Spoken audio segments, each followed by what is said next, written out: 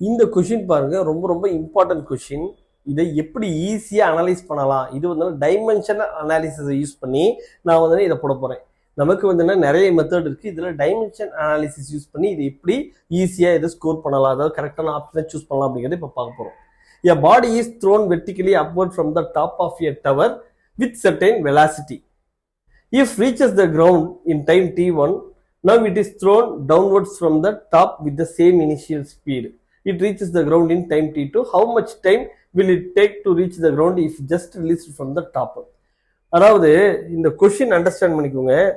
ஒரு பில்டிங்கோட tower, top of the டவர்ல இருந்து நம்ம என்ன பண்றாங்க, ஒரு பால் தூக்கி போடுறாங்க. தூக்கி போடும்போது என்ன பண்றாங்க, வித் சர்டைன் வெலாசிட்டி v அப்படிங்கிற வெலாசிட்டியில இந்த பாலை வந்து இப்படி மேல தூக்கி போடுறாங்க.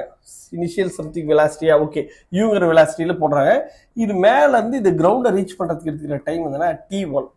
ஓகே, அடுத்தது now it is thrown downward from the top with the same initial speed. அப்ப இங்க இருந்து கீழே அப்படியே டைரக்டா டவுன்வர்ட்ஸ்ல யூங்கிற வெலாசிட்டிலேயே போடுறாங்க. இப்ப இது கிரவுண்ட் ரீச் பண்றதுக்கான டைம் வந்து t2. இப்ப நெக்ஸ்ட் என்ன பண்றாங்க, how much time will it take to reach the ground if just released? அதாவது initial velocity u equal to 0ங்கற இதுல போட்டு இது அப்படியே ஜஸ்ட் ரிலீஸ் பண்றாங்க. இது கிரவுண்ட் ரீச் பண்ணும்போது இது எவ்வளவு டைம் எடுத்துக்குங்கிறதா கொஸ்டின். பாருங்க, இந்த ஆப்ஜெக்டை கீழ இருந்து மேல இப்படி தூக்கி போடுறீங்க. தூக்கி போடும்போது யூங்கிற வெலாசிட்டி தூக்கி போடுறீங்க, மேல இருந்து கீழே வருது. இதுக்கு டைம் வந்து t1. அதே ஆப்ஜெக்டை அதே வெலாசிட்டியில இப்ப மேல தூக்கி போட்ட அதே வெலாசிட்டியில கீழே தூக்கி போடுறீங்க. அது கிரவுண்ட் ரீச் பண்றதுக்கு எடுத்துக்கிற டைம் வந்து t2. ஒருவேளை இனிஷியல் வெலாசிட்டி இல்லாம இதை ஜஸ்ட் இப்படியே நம்ம ரிலீஸ் பண்ணும்போது இது கிரவுண்ட் ரீச் பண்றதுக்கு எவ்வளவு டைம் எடுத்துக்கும் அப்படிங்கிறதா in terms of t1 t2 கேக்குறாங்க. நம்ம இந்த அளவு அனாலிசிஸ் போக வேண்டாம். நம்ம ரொம்ப சிம்பிளான ட்ரிக் சொல்றேன்.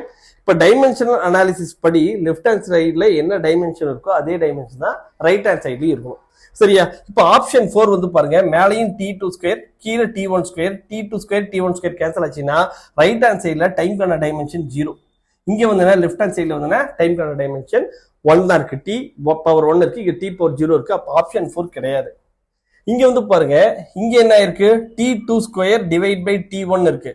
அப்ப இதை கேன்சல் பண்ணா இது என்ன ஆகும், மேலையும் கீழே ஒரு t1 t2 கேன்சல் ஆகும். இப்ப இதுக்கு ரூட் எடுத்தா t பவர் 1/2ங்கிறது இருக்கும், இது t பவர் 1 இருக்கும். அப்ப இந்த ஆப்ஷனும் தப்பு.